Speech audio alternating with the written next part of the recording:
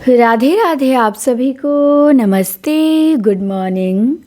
स्वागत है आप सभी का हिंदी टीचर्स एकेडमी में।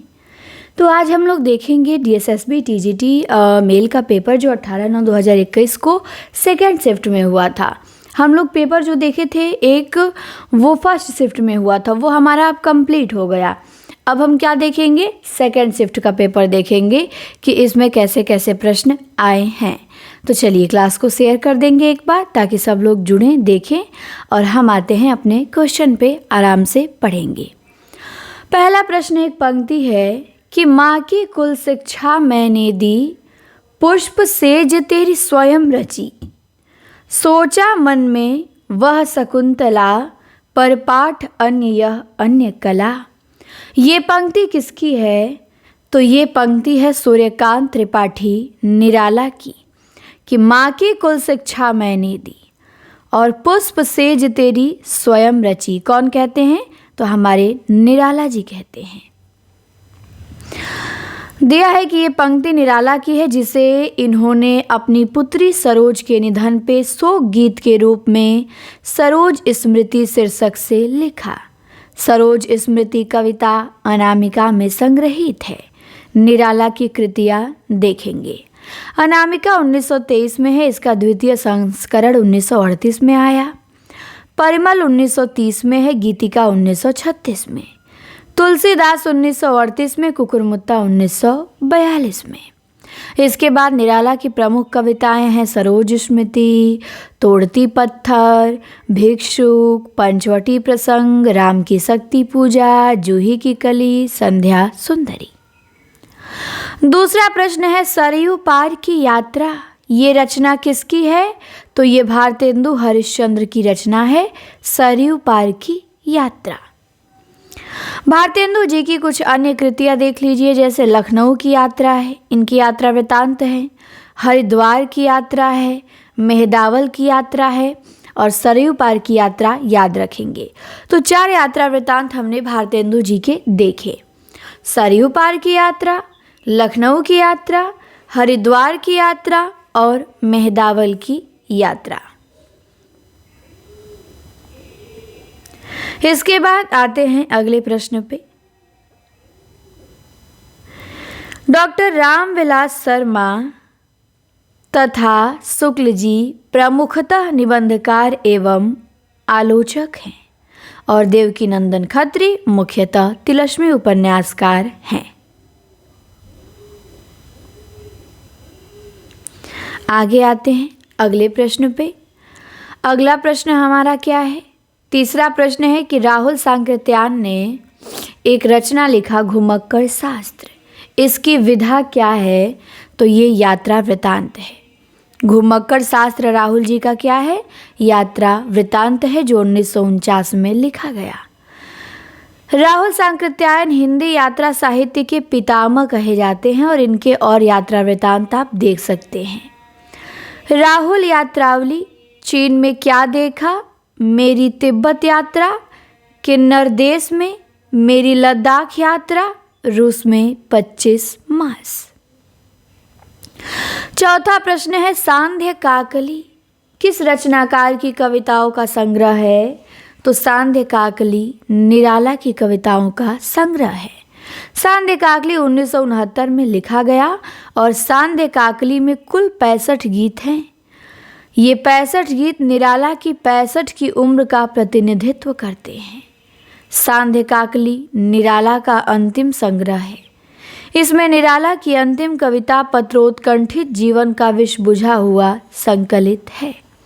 तो सांध्य काकली अंतिम काव्य संग्रह है और अंतिम कविता भी इसी में संकलित है और इसमें कुल 65 गीत हैं। निराला की और कृतियाँ देख लीजिए। जूही की कली 1916, पंचवटी प्रसंग 1921, परिमल 1930, सरोज स्मृति 1935, राम की शक्ति पूजा 1936। इसके बाद 5वां प्रश्न है दुखिनी बाला, ये नाटक किसने लिखा? तो ये राधा कृष्ण दास ने लिखा। कब लिखा? 1880 में। इनके अन्य नाटक देखेंगे तो पद्मावती और महाराणा प्रताप है और इनका उपन्यास है निस्सहाय हिंदू, जो 1890 में लिखा गया। इसमें हिंदुओं की निस्सहायता और मुसलमानों की धार्मिक कट्टरता का चित्रण है। भारतेंदु विरचित अपूर्ण हिंदी नाटक सती प्रताप को राधा कृष्णदास ने ही पूर्ण किया। इसके बाद है कि भारतेंदु कृत जो तदीय सर्वस्व है वो किसका अनुवाद है, तो वो अनुवाद है नारद भक्ति सूत्र का। भारतेंदु कृत तदीय सर्वस्व किसका अनुवाद है, तो नारद भक्ति सूत्र का अनुवाद है। 7वां प्रश्न है हजारी प्रसाद द्विवेदी का प्रथम निबंध संग्रह कौन सा है। कुटज, अशोक के फूल, आलोक पर्व। तो हजारी जी का जो प्रथम निबंध संग्रह है वो अशोक के फूल है। अशोक के फूल 1948 में लिखा गया। हिंदी के प्रमुख निबंधकार हजारी प्रसाद द्विवेदी ने निबंध को व्यक्ति की स्वाधीन चिंता की उपज कहा है। इनके और प्रमुख निबंध संग्रह देख लीजिए। कल्पलता 1951, मध्यकालीन धर्म साधना, विचार और वितर्क, विचार प्रवाह, कुटज, साहित्य सहचर, आलोक पर्व।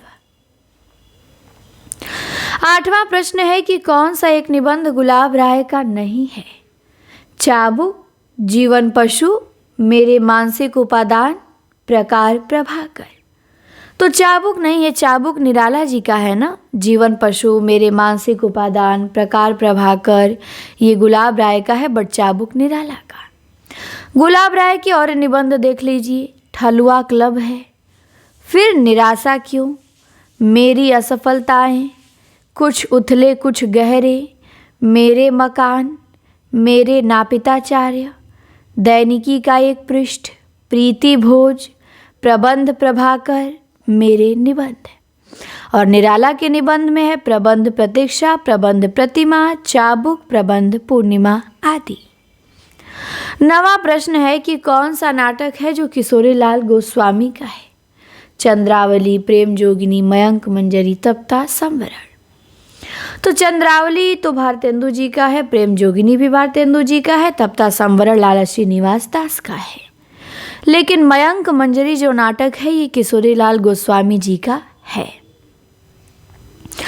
मयंक मंजरी इन्होंने 1891 में लिखा और इनके अन्य नाटक देखेंगे गोस्वामी जी के तो प्रणयिनी परिणय है, चौपट चपेट है, और चंद्रावली और प्रेम जोगिनी ये भारतेंदु जी का, और तप्ता संवरण तो मैंने बताया है श्रीनिवास दास का। जो भारतेंदु का प्रेम जोगिनी नाटक है ना, इसका पूर्व नाम था काशी के छाया चित्र या दो भले बुरे फोटोग्राफ, और इसी नाम से हरिश्चंद्र चंद्रिका पत्रिका में पहली बार छपा था। तो प्रेम जोगिनी नाटक पहले काशी के छाया चित्र या दो भले बुरे फोटोग्राफ नाम से हरिश्चंद्र चंद्रिका में छपा था, बाद में इसका नाम प्रेम जोगिनी हो गया। 10वां प्रश्न है कि गांधी जी के दक्षिण अफ्रीकी जीवन पर आधारित उपन्यास कौन सा है, तो वो है पहला गिरमिटिया गिरिराज किशोर का, जिसपे इन्हें व्यास सम्मान भी मिला है। तो ये गांधी जी के दक्षिण अफ्रीकी जीवन पर आधारित है। इस उपन्यास का जो नायक है वो मोहनदास है, अर्थात गांधी जी का आरंभिक रूप। और इनके अन्य उपन्यास गिरिराज किशोर के देख सकते हैं। लोग है, इंद्र सुने है, यथा प्रस्तावित है, ढाई घर है, चिड़िया घर है, तीसरी सत्ता है, असलहा है, परिशिष्ट है आदि। नई पौध नागार्जुन का और करम भूमि प्रेमचंद का उपन्यास है। 11वां प्रश्न है औरंगजेब की आखिरी रात। ये एकांकी है, किसने लिखा है, तो ये एकांकी राम कुमार वर्मा ने लिखा है। औरंगजेब की आखिरी रात एकांकी के लेखक राम कुमार वर्मा हैं, जो हिंदी एकांकी के जनक माने जाते हैं। इनके और एकांकी संग्रह देखेंगे तो पृथ्वीराज की आंखें, चारों मित्रा, सप्त किरण, रजत रश्मि, दीपदान, रेशमी टाई, विभूति, रूप रंग, ऋतुराज, इंद्रधनुष आदि है। 12वां प्रश्न है हिंदी की पहली आत्मकथा कौन सी है, तो ये तो बड़ा आसान प्रश्न है। हिंदी की पहली आत्मकथा अर्धकथानक है। 1641 में लिखी गई, जिसके लेखक बनारसी दास जैन हैं। कितने वर्ष में अर्धकथानक लिखे थे ये? तो 55 वर्ष की अवस्था में इन्होंने लिखा था अर्धकथानक। हिंदी की पहली आत्मकथा बनारसी दास जैन कृत अर्धकथानक 1641 है, जो ब्रज भाषा में है, और क्या भूलूं क्या याद करी हरिवंश राय बच्चन की आत्मकथा है। मेरी आत्मकहानी आत्मकथा श्याम सुंदर दास का, मेरा जीवन यात्रा राहुल संकृत्यायन का, और मेरा जीवन प्रवाह वियोगी हरि की आत्मकथा है। 13वां प्रश्न है, एक आलोचना कृति है। आचार्य रामचंद्र शुक्ल और हिंदी आलोचना, इसके लेखक कौन हैं? तो इसके लेखक डॉक्टर रामविलास शर्मा हैं। इन्होंने ही लिखा है आचार्य रामचंद्र शुक्ल और हिंदी आलोचना। रामविलास शर्मा के कुछ और आलोचनात्मक ग्रंथ देख लीजिए, जैसे प्रेमचंद है 1941 में, प्रगतिशील साहित्य की समस्याएं 1954 में, निराला की साहित्य साधना ये जीवनी है 1969 में, और भाग दूसरा जीवनी का आया 72 में, और भाग तीसरा आया 76 में। तो भाग पहला जीवनी है, भाग दूसरा आलोचना है, भाग तीसरा पत्राचार संग्रह है। और महावीर प्रसाद द्विवेदी और हिंदी नवजागरण भी रामविलास शर्मा ने लिखा 1977 में। इसका डेट भी पूछा जाता है। 14 नंबर का प्रश्न है कि उषा प्रेमवदा के उपन्यास 55 खंभे लाल दीवारे की नायिका कौन है? तो 55 खंभे लाल दीवारे की नायिका है सुषमा। कौन है? सुषमा है, याद रखेंगे। 1961 में लिखा गया 55 खंभे लाल दीवारे, नायिका प्रधान उपन्यास है, नायिका सुषमा है, और ये बहुत चर्चित उपन्यास है प्रेमवदा जी का, जिसमें एक भारतीय नारी की सामाजिक एवं आर्थिक व्यवस्थाओं से उत्पन्न कुंठा एवं यंत्रणा का सजीव अंकन किया गया है। उषा प्रेमवदा के और उपन्यास है रुकोगी नहीं राधिका, शेष यात्रा, अंतर्वशी, भय कबीर उदास, नदी है। 15 नंबर का प्रश्न है कि कौन सा नाटक विष्णु प्रभाकर का नहीं है? हत्या के बाद, अंधी गली, डॉक्टर, नवप्रभात। तो हत्या के बाद, डॉक्टर, नवप्रभात ये तीनों नाटक विष्णु प्रभाकर का है, लेकिन अंधी गली ये उपेंद्र नाथ अस्क का है। किसका? उपेंद्र नाथ अस्क का। अब आते हैं 16वें नंबर। 16वां में दिया गया है, अच्छा ऊपर व्याख्या पढ़ लेते हैं। अंधी गली नाटक अस्क का है। विष्णु प्रभाकर के और नाटक देख लेंगे, हत्या के बाद, अब और नहीं, युगे युगे क्रांति, टूटते परिवेश, डॉक्टर, श्वेत कमल, सत्ता के आर पार। 16वां नंबर का है मुक्तिबोध की प्रतिबंधित पुस्तक का नाम क्या था? तो मुक्तिबोध की जो पुस्तक प्रतिबंधित कर ली गई थी उसका नाम था भारत इतिहास और संस्कृति। भारत इतिहास और संस्कृति पुस्तक को नैतिकता तथा भद्रता के विरुद्ध होने का आरोप लगाया गया था और प्रतिबंधित कर दिया गया था। मुक्तिबोध की अन्य रचनाएं नए साहित्य का सौंदर्य शास्त्र, कामायनी एक पुनर्विचार, नई कविता का आत्मसंघर्ष है। 17वां प्रश्न है कि वस्तुओं में आध्यात्मिक छाया का भान ही छायावाद है। ये कथन किस आलोचक का है? तो ये डॉक्टर नंदुलारे वाजपेयी का है, जिनका जन्म 1906 में हुआ था। ये कहते हैं कि वस्तुओं में आध्यात्मिक छाया का भान ही छायावाद है, और ये मान्यता सौष्ठववादी आलोचक नंदुलारे वाजपेयी की है। छायावाद के बारे में और विभिन्न मत देख लीजिए। शुक्ल जी कहते हैं कि छायावाद शब्द का प्रयोग दो अर्थों में समझना चाहिए। एक तो रहस्यवाद के अर्थ में, जहाँ इसका संबंध काव्य वस्तु से है, और दूसरा प्रयोग काव्य शैली या पद्धति विशेष के व्यापक अर्थ में। फिर डॉक्टर नगेंद्र कहते हैं कि छायावाद स्थूल के प्रति सूक्ष्म का विद्रोह है। राम कुमार वर्मा कहते हैं कि जब आत्मा की छाया परमात्मा पे तथा परमात्मा की छाया आत्मा पे पड़ती है, तब छायावाद की सृष्टि होती है। फिर शांतिप्रिय द्विवेदी कहते हैं कि छायावाद एक दार्शनिक अनुभूति है, और महादेवी वर्मा कहती हैं कि छायावाद तत्वतः प्रकृति के बीच जीवन का उद्गीत है। तो ये सारे कथन बहुत इम्पोर्टेंट हैं। 18 नंबर का प्रश्न है, हितोपदेश का भाषानुवाद किसने किया? तो पद्माकर ने किया। 1753 में जन्म हुआ था। हितोपदेश का भाषा अनुवाद पद्माकर ने किया। दौलत राव सिंधिया के सरदार उदा जी के अनुरोध पे हितोपदेश का अनुवाद किया। तो किसके अनुरोध पे? दौलत राव सिंधिया के सरदार उदा जी के अनुरोध पे। पद्माकर की अन्य कृतियाँ हिम्मत बहादुर विरुदावली, पद्माभरण, जगत विनोद, प्रबोध पचासा, गंगा लहरी, प्रताप सिंह विरुदावली, कली 25 हैं। 19 नंबर का प्रश्न है कि जिस विधा के द्वारा लेखक अपने बीते हुए जीवन का विवरण प्रस्तुत करता है उसे क्या कहते हैं? तो जिस विधा के द्वारा लेखक अपने बीते हुए जीवन का विवरण प्रस्तुत करता है उसे आत्मकथा कहते हैं। तो ध्यान देंगे। और संस्मरण क्या होता है? तो स्मृति के आधार पर किसी विषय पर अथवा किसी पर लिखित आलेख संस्मरण कहलाता है। और साक्षात्कार क्या है?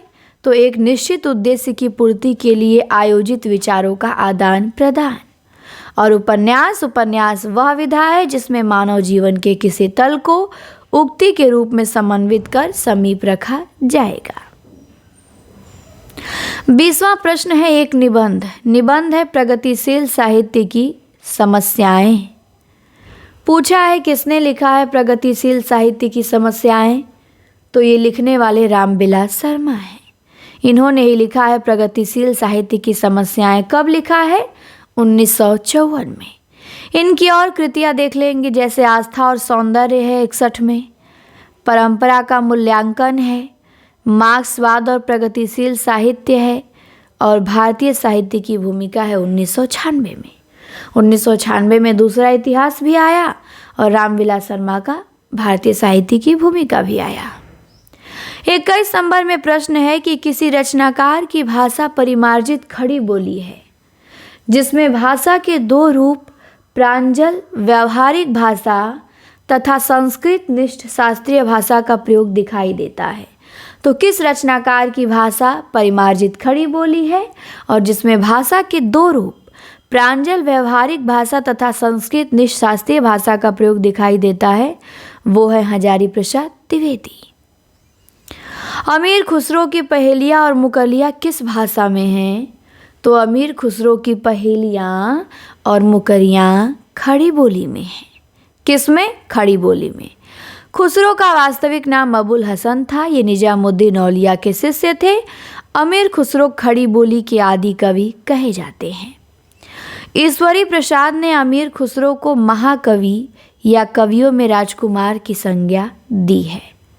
विद्वानों ने खुसरो द्वारा रचित ग्रंथों की संख्या 100 बताई है, जिनमें खलिक बारी, पहेलियाँ, मुकरियाँ, दो सुखने, गजल आदि हैं। 23 नंबर में है कि किस रचनाकार की कहानियाँ बादलों के घेरे में संकलित हैं? तो बादलों के घेरे में कृष्णा सोबती की कहानियाँ संकलित हैं, क्योंकि उन्हीं का कहानी संग्रह है बादलों के घेरे। 1980 में लिखा गया। इनकी और कहानियाँ देख लीजिए। छुटकारा है, सीट नंबर 2 है, सीट नंबर 6 है, एक अदद औरत है, बोलने वाली औरत है, मुखौटा है। तो ममता कालिया की अन्य कहानियाँ छुटकारा, सीट नंबर 6, एक अदद औरत, बोलने वाली औरत, मुखौटा है। 24 नंबर में है कि महादेवी वर्मा को ज्ञानपीठ पुरस्कार उनकी किस कृति के लिए मिला? तो महादेवी वर्मा को ज्ञानपीठ मिला यामा के लिए। कब मिला? 1982 में। यामा 1940 में महादेवी वर्मा ने लिखा और 42 साल बाद 1982 में इस पे ज्ञानपीठ मिला। इनकी अन्य रचनाएं देखेंगे, निहार है, रश्मि है, निर्जा है, सांध्य गीत है, दीपशिखा है, सप्तपर्णा 1960 में है आदि। महादेवी कृत सप्तपर्णा में ऋग्वेद के मंत्रों का हिंदी काव्यानुवाद संकलित है। यामा में निहार, रश्मि, निर्जा और सांध्य गीत को संकलित किया गया है। तो यामा में महादेवी वर्मा की 4 रचनाएं संकलित हैं, निहार, रश्मि, निर्जा और सांध्य गीत। 25 नंबर का प्रश्न है कि किस रीतिकालीन कवि ने लक्षण ग्रंथ की रचना नहीं की। तो ध्यान देंगे, पद्माकर है, मतीराम है, भूषण है, बिहारी हैं। तो जो हमारे बिहारी लाल हैं, इन्होंने लक्षण ग्रंथ की रचना नहीं की है। बाकी पद्माकर, मतीराम और भूषण ने किया है, बिहारी ने नहीं किया है। याद रखेंगे, लक्षण ग्रंथ की रचना बिहारी ने नहीं किया है।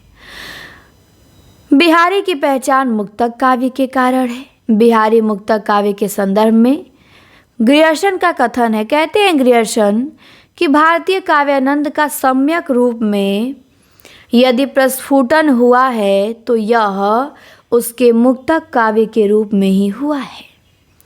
ग्रियर्सन का कथन है कि भारतीय काव्यानंद का सम्यक रूप में यदि प्रस्फुटन हुआ है तो ये उसके मुक्तक काव्य के रूप में ही हुआ है। बिहारी की एकमात्र रचना बिहारी सतसई है, जिसमें कुल 719 दोहे हैं और रत्नाकर के अनुसार 713 हैं। शुक्ल जी ने लिखा है कि इनके दोहे क्या हैं? रस के छोटे छोटे छींटे हैं। 26 नंबर में है चकमक की चिंगारियाँ। ये कविता है, किसकी कविता है? चकमक की चिंगारियाँ तो गजानन माधव मुक्तिबोध की कविता है। यह चांद का मुंह टेढ़ा काव्य संग्रह में संग्रहित है। चकमक की चिंगारियाँ किस में संकलित है? चांद का मुंह टेढ़ा में, याद रखिएगा। मुक्तिबोध की अन्य रचनाएं चांद का मुंह टेढ़ा 1964, भूरी भूरी खाकदुल 1980। तो याद रखेंगे दोनों को। इनकी मुक्तिबोध की चर्चित कविता देख लीजिए, अंधेरे में है, ब्रह्म राक्षस है, अंतःकरण का आयतन है, भूल गलती है। राम स्वरूप चतुर्वेदी ने लिखा है, क्या लिखा है कि मुक्तिबोध का काव्य संकलन चांद का मुंह टेढ़ा है, एक बड़े कलाकार की स्केच बुक लगता है। तो किसने लिखा है? चतुर्वेदी जी ने। क्या लिखा है कि मुक्तिबोध का काव्य संकलन चांद का मुंह टेढ़ा है, एक बड़े कलाकार की स्केच बुक लगता है। 27 नंबर का प्रश्न है कि कौन सा महाकाव्य जायसी द्वारा लिखा गया? तो उर्वशी दिनकर का है। पद्मावत, पद्मावत ही तो जायसी का है। कामायनी प्रसाद का, मानस तुलसी जी का।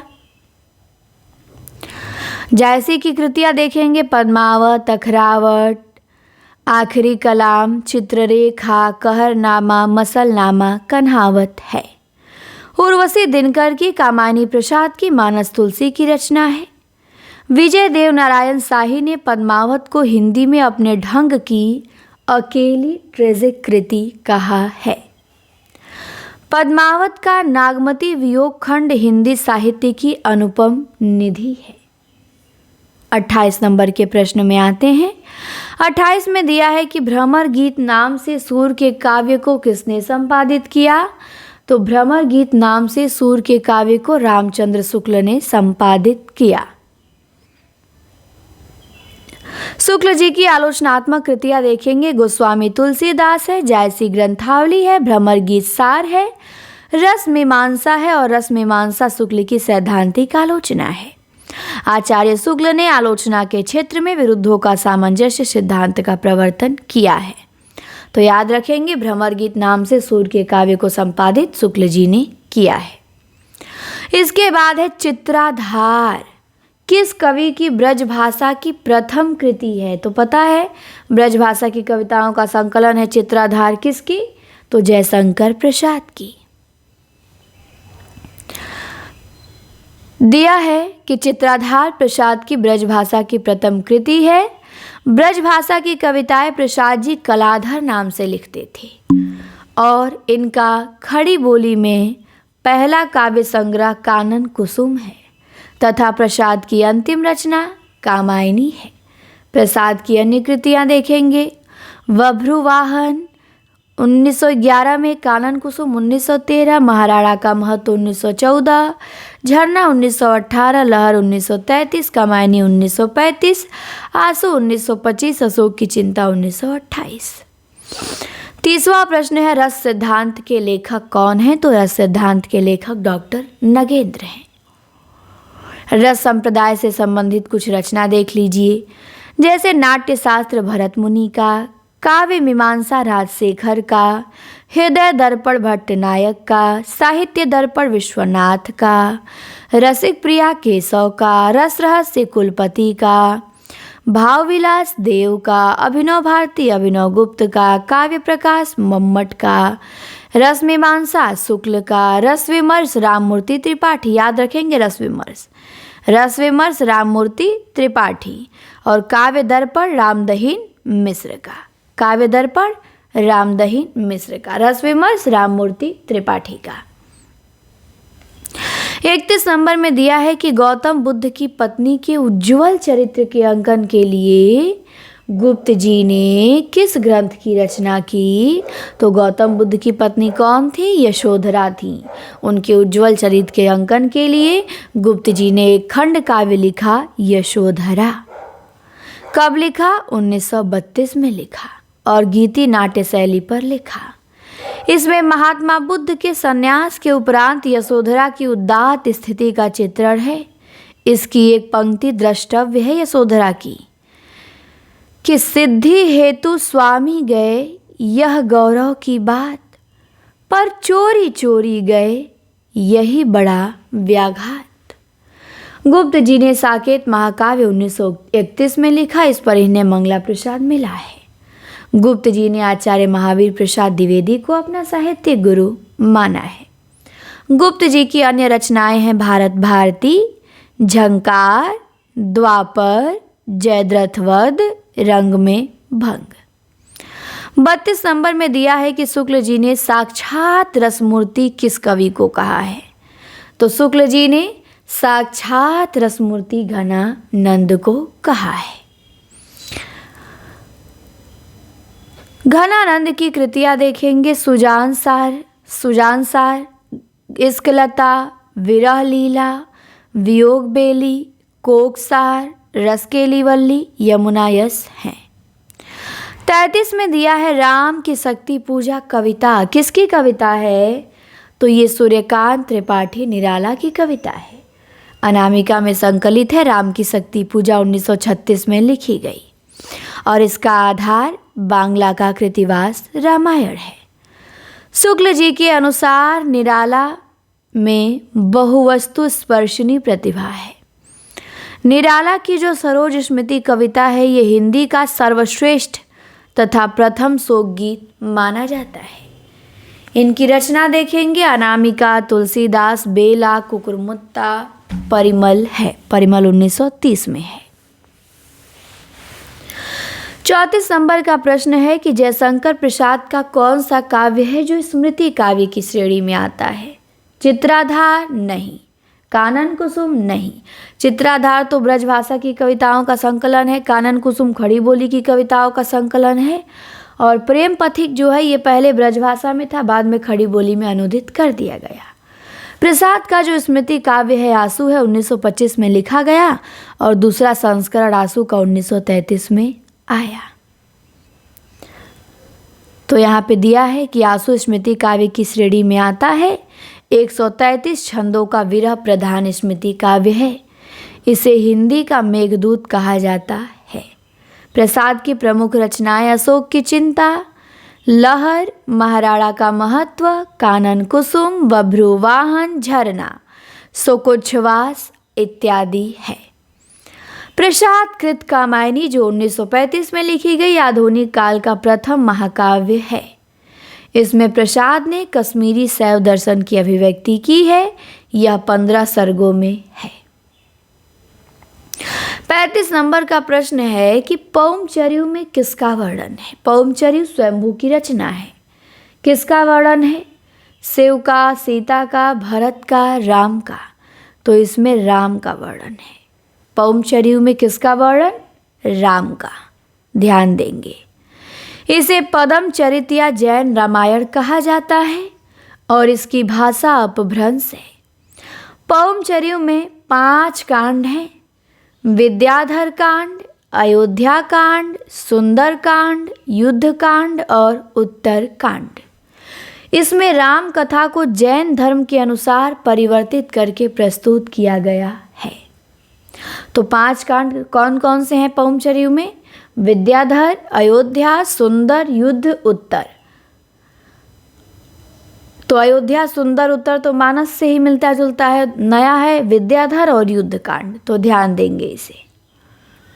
और पवनचरिऊ में राम का वर्णन है, 5 कांडों में है। 36 नंबर में है कि श्रीधर पाठक ने कौन सा अनुवाद ब्रज भाषा में किया है। तो उजड़ ग्राम, बिल्कुल उजड़ ग्राम ही इन्होंने ब्रज भाषा में किया है। श्रीधर पाठक ने उजड़ ग्राम का अनुवाद ब्रज भाषा में किया है। श्रीधर पाठक द्वारा किए गए अनुवाद आइए देखते हैं। श्रीधर पाठक ने एकांतवासी योगी 1886 में गोल्ड स्मिथ की रचना हर्मिट का खड़ी बोली में अनुवाद किया है। तो एकांतवासी योगी खड़ी बोली में अनुदित है और गोल्ड स्मिथ की रचना हर्मिट का अनुवाद है। उजड़ ग्राम है 1889 में। ये गोल्ड स्मिथ की रचना डिजर्टेड विलेज का ब्रज भाषा में अनुवाद है। और श्रांत पथिक है 1902 में। ये गोल्ड स्मिथ के ट्रेवलर का खड़ी बोली हिंदी में अनुवाद है। 37 नंबर का प्रश्न है कि नीचे दिए गए शब्द का सही संधि विच्छेद वाला विकल्प पहचानिए। जगदीश, जगदीश का संधि विच्छेद क्या होगा? तो जगदीश का संधि विच्छेद होगा जगत प्लस ईस। क्या होगा? जगत प्लस ईस, जगदीश। इसके बाद आगे आते हैं। वाग प्लस ईस, वागीस है। सुप प्लस अंत, शुभंत है। अच प्लस अंत, अजंत है। सत प्लस उपयोगी, सदुपयोगी है। और तत् प्लस इच्छा, तदिच्छा है। 38 नंबर में दिया है कि अयोध्या सिंह उपाध्याय का ग्रंथ प्रिय प्रवास किस भाषा में लिखा गया है? तो प्रिय प्रवास खड़ी बोली में लिखा गया है। हरिऔध का ग्रंथ प्रिय प्रवास किस भाषा में? खड़ी बोली में। प्रिय प्रवास 1914 में लिखा गया। 17 सर्ग हैं। कृष्ण के बचपन से मथुरा प्रस्थान तक का वर्णन है। फिर है पारिजात 1937 में। इसमें 15 सर्ग हैं। आध्यात्मिक एवं धार्मिक विषयों का वर्णन है। वैदेही वनवास 1941 में 18 सर्ग है। राम के द्वारा सीता के निर्वासन की कथा है। प्रिय प्रवास को खड़ी बोली का प्रथम महाकाव्य माना जाता है। इसका सर्वप्रथम नाम ब्रजांगना विलाप था। हरिऔध को डॉक्टर गणपति चंद्रगुप्त ने आधुनिक काल का सूरदास कहा है। तो 39 नंबर में दिया है तत् प्लस टिका। इसकी संधि क्या होगी? तो तत् प्लस टिका की संधि होगी तट्टिका। तट्टिका, बी ऑप्शन। तत् प्लस टिका इक्वल तट्टिका। यदि त या द के बाद ट या ठ हो तो त या द के स्थान पे ट हो जाता है। जैसे सत प्लस टिका सत्टिका, वृहत प्लस टिका वृहट्टिका, वैसे ही तत् प्लस टिका तट्टिका व्यंजन संधि है। 40 में है पथिक। पथिक किसका काव्य संग्रह है? तो पथिक राम नरेश त्रिपाठी का काव्य संग्रह है। मिलन, पथिक, मानसी, स्वप्न। तो पथिक त्रिपाठी जी। पथिक 1920 में लिखा गया। इनकी और रचनाएं देख लेंगे। मिलन है, पथिक है, मानसी है, स्वप्न है। स्वप्न हेतु इन्हें हिंदुस्तानी अकादमी पुरस्कार मिला है। तो त्रिपाठी जी को इनकी रचना स्वप्न पे कौन सा पुरस्कार मिला है? हिंदुस्तानी अकादमी पुरस्कार। 41 नंबर में दिया है निम्न विकल्पों को संकेतवाचक वाक्य का सही विकल्प चुनिए। राम जाके पढ़ाई करो, ये तो आदेशवाचक हो गया। भगवान तुम्हें लंबी उम्र दे, ये तो इच्छावाचक हो गया। या कृपया सभी बैठ जाएं, ये भी आदेश हो गया। लेकिन दीपक का घर उधर है, ये क्या हो जाएगा? संकेतवाचक हो जाएगा। रचना की दृष्टि से वाक्य 3 प्रकार के होते हैं, सरल, मिश्र और संयुक्त। अर्थ की दृष्टि से वाक्य 8 प्रकार के होते हैं, आज्ञावाचक, प्रश्नवाचक, विधिवाचक, निषेधवाचक, विस्मयवाचक, संदेहवाचक, इच्छावाचक और संकेतवाचक। संकेतवाचक वाक्य वहाँ होता है जहाँ एक वाक्य दूसरे वाक्य की संभावना पे निर्भर हो। 42 में दिया है कि दिए गए वाक्य में विशेषण के भेद का सही विकल्प पहचानिए। हमारे विद्यालय में 200 विद्यार्थी पढ़ते हैं। तो इसमें कौन सा विशेषण है? सार्वनामिक विशेषण तो नहीं है, व्यक्तिवाचक भी नहीं है, गुणवाचक भी नहीं है, यहाँ पे है संख्यावाचक, वो भी निश्चित वाला है। तो यहाँ पे संख्यावाचक विशेषण है। जिस शब्दों से संज्ञा या सर्वनाम की संख्या लक्षित होती है वो संख्यावाचक कहलाते हैं। इसके 3 भेद होते हैं, निश्चित संख्यावाचक, अनिश्चित संख्यावाचक और परिमाणवाचक। 43 में है कजरौटा। कजरौटा में कौन सा प्रत्यय है? तो कजरौटा में औटा प्रत्यय है। कजरौटा शब्द के बाद या अंत जो अक्षर या अक्षर समूह लगाया जाता है उसे प्रत्यय कहते हैं।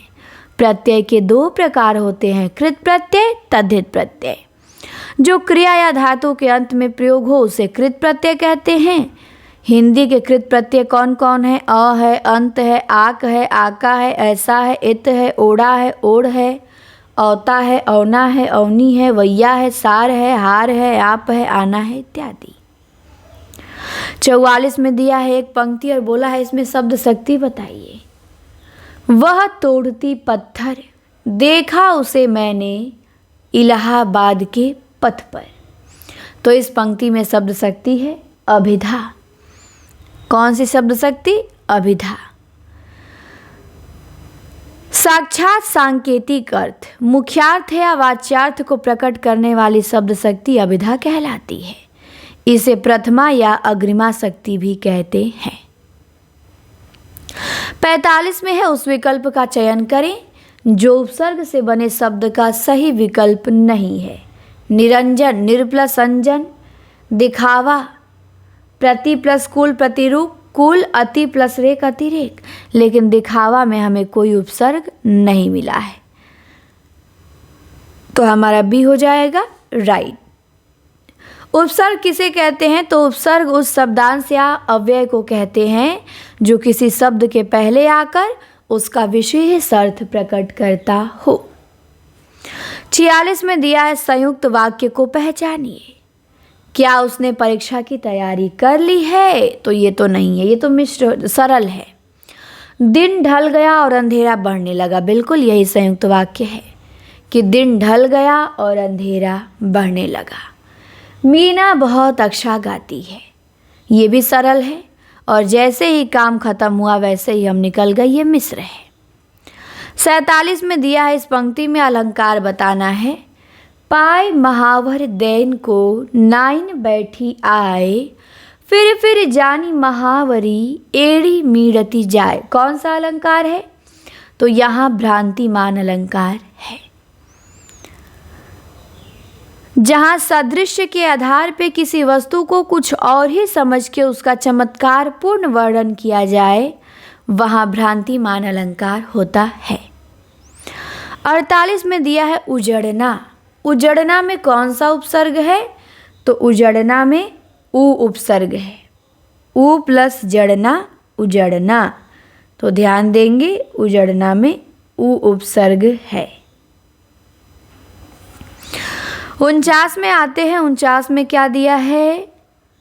तो यहाँ पे देख लेते हैं। उपसर्ग वह शब्दांश हो जो किसी शब्द के पहले आके उसका विशेष अर्थ प्रकट करता है। उपसर्ग 2 शब्दों उप प्लस सर्ग से मिलके बना है, जिसमें उप का अर्थ है समीप और सर्ग का अर्थ है सृष्टि करना। उप का अर्थ क्या है? समीप। और सर्ग का अर्थ क्या है? सृष्टि करना। तो समीप आके सृष्टि करना। उपसर्गों की संख्या इस प्रकार है, जैसे संस्कृत में 22 हैं। पिछली क्लास में एक में मिस्टेक हो गया था, वहाँ 19 दे दिया था। तो संस्कृत में 22 उपसर्ग हैं और हिंदी में 10 उपसर्ग हैं, उर्दू में 12 उपसर्ग हैं और अंग्रेजी में 6 उपसर्ग हैं और अव्यय 10 हैं। तो ध्यान देंगे, संस्कृत में 22 उपसर्ग, हिंदी में 10, उर्दू में 12। संस्कृत में 22, हिंदी में 10, उर्दू में 12। हिंदी में 10, उर्दू में 12, संस्कृत में 22, अंग्रेजी में 6। 49 में दिया है उस विकल्प का चयन करें जो जातिवाचक संज्ञा का सही विकल्प नहीं है। मैत्री, क्रोधी, रुलाई, शांति। तो इस प्रश्न को यफ किया गया था। क्यों यफ किया गया था? नहीं भी किया गया तो उसे यफ होना चाहिए। क्रोधी जातिवाचक संज्ञा का सही विकल्प नहीं है। क्रोधी संज्ञा शब्द है, जबकि क्रोधी, क्रोधित एवं क्रुद्ध शब्द विशेषण है। तो बताया है कि क्रोधी, क्रोधित और क्रुद्ध क्या है, विशेषण है। और यहाँ पे दिया है क्या कि रुलाई जातिवाचक संज्ञा। रुलाई जातिवाचक संज्ञा कैसे हो जाएगा? शांति जातिवाचक संज्ञा क्या? शांति विशेषण हो जाएगा। मैत्री भाववाचक संज्ञा हो जाएगी। नहीं, मित्रता है तो मैत्री हो सकता है जातिवाचक, लेकिन रुलाई कैसे हो जाएगा जातिवाचक? यहाँ पे रुलाई को भी हटाना चाहिए। फिर शांति भी जातिवाचक नहीं हो पाएगा, शांति विशेषण के रूप में कार्य करेगा, तो जातिवाचक संज्ञा शांति भी नहीं है। तो यहाँ पे क्वेश्चन को मेरे हिसाब से यफ होना चाहिए। कई जगह यफ भी किया गया है, यहाँ चूंकि नहीं किया है। इसके बाद आएंगे 50 में दिया है कि भाववाचक संज्ञा का सही विकल्प नहीं है। तृष्णता, क्रोध, पराया, निर्बलता। तो ध्यान देंगे कि तृष्णता, क्रोध और निर्बलता भाववाचक संज्ञा है, जबकि पराया ये विशेषण है। जिस संज्ञा शब्द से व्यक्ति या वस्तु के गुण या धर्म, दशा अथवा व्यापार का बोध होता है उसे भाववाचक संज्ञा कहते हैं। जैसे लंबाई, बुढ़ापा, नम्रता, मिठास, समझ, चाल आदि। भाववाचक संज्ञाओं का निर्माण जातिवाचक संज्ञा, विशेषण, क्रिया, सर्वनाम और अव्यय में प्रत्यय लगाकर किया जाता है। तो इस प्रकार हमने पेपर सॉल्व किया और 50 प्रश्न देखा। अब इसका पार्ट 2 आएगा, जिसमें बाकी के इस पेपर के 50 प्रश्न जो बचे हैं उसे हम लोग क्या करेंगे, देखेंगे। और ये पेपर शिफ्ट 2 का भी हमारा समाप्त हो जाएगा। मेल के दोनों पेपर समाप्त हो जाएंगे, फिर हम फीमेल का देखेंगे जो 21 में हुआ था। तो चलिए अब इस क्लास को यहीं पे बंद करते हैं। आपसे हम मिलते हैं जल्दी अगले वीडियो में। वीडियो को शेयर करेंगे, चैनल को सब्सक्राइब करेंगे और क्लास कैसी लगी कमेंट में बताएंगे। धन्यवाद।